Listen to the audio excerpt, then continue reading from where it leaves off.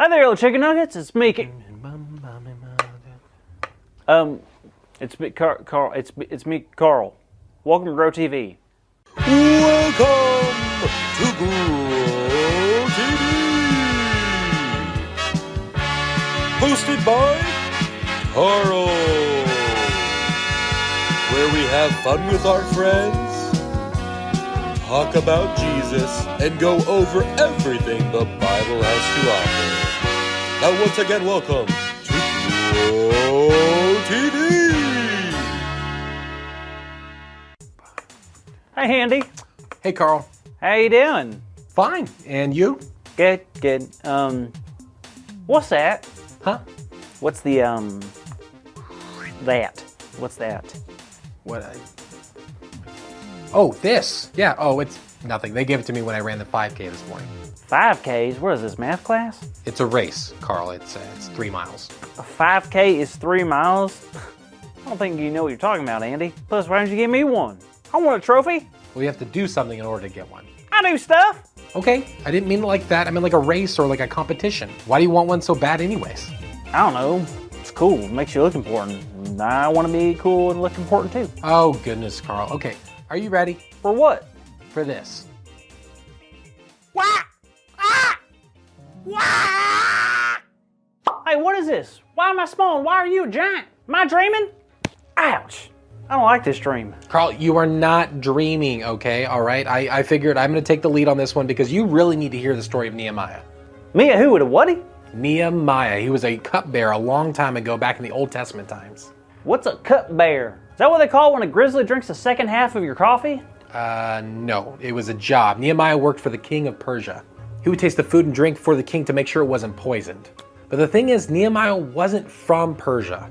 He was from Jerusalem. Like his fellow Israelites, all of them were brought over to live in this new land when their land was taken over by other kingdoms. Oh, that's awful. Yep, and one day he got even more terrible news. Oh no, what was it? He was told that his hometown of Jerusalem was in really bad shape. These people had turned their backs on God, and the city walls even had been torn down and ruined. Well, that's a bummer. How'd that make Nehemiah feel? Not good at all. It crushed him to know that the place he loves the most was unprotected and hurting. He wanted to do something about it. He wanted to help, but he knew he would have to ask the king first. Whoa. Hold up. What? Do you think I was born yesterday? Do you think I got nothing but beautiful silky locks of hair up here?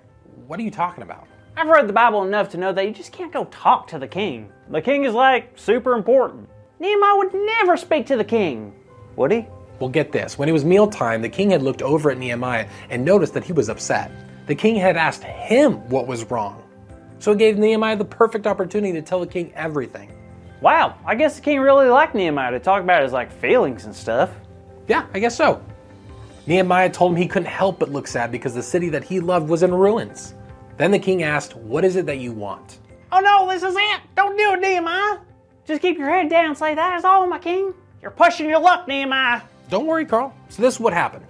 Nehemiah first prayed to God and then said this: "If it pleases the king, and if your servant has found favor in his sight, let him send me to the city in Judah where my ancestors are buried so that I can rebuild it."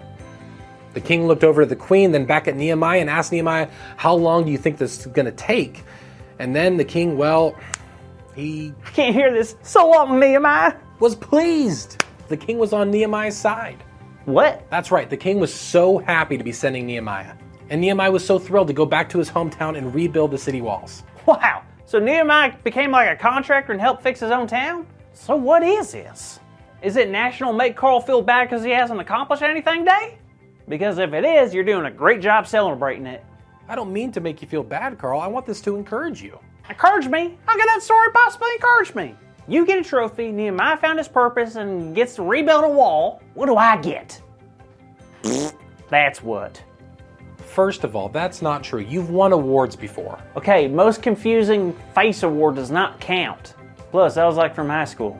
Wait, weren't you homeschooled? Is there another point you're trying to make, Andy? Sorry, I think you're missing the point. God knew the desires of Nehemiah's heart. It was to go back and restore the city that meant so much to him, to help heal a broken community. God knew that Nehemiah was the man for the job, so God gave him the passion and the opportunity, not only to rebuild the wall, but to have the confidence to speak to the king about it.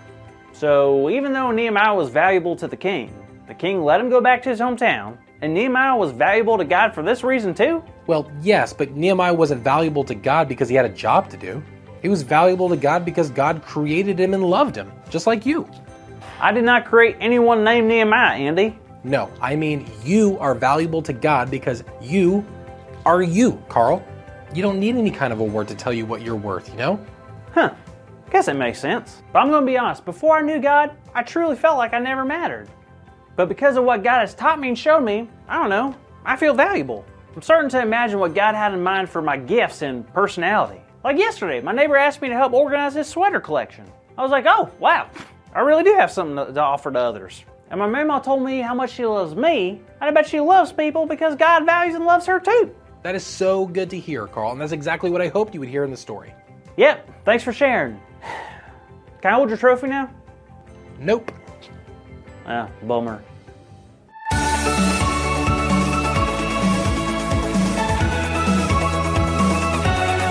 Well, hey there, kids. I'm so glad you're here because we have an awesome big idea today. That big idea is, because of God, I can feel valued. How great is that? Now, on the count of 3, we are going to shout it as loud as we can, okay? Ready? 1, 2, 3. Because of God, I can feel valued. Perfect. Wonderful job, everyone. Now, I appreciate you watching Grow TV this week, and I hope you come back and see us next time, all right? Perfect. See you later. Thank you for watching, and tune in next week for a new episode of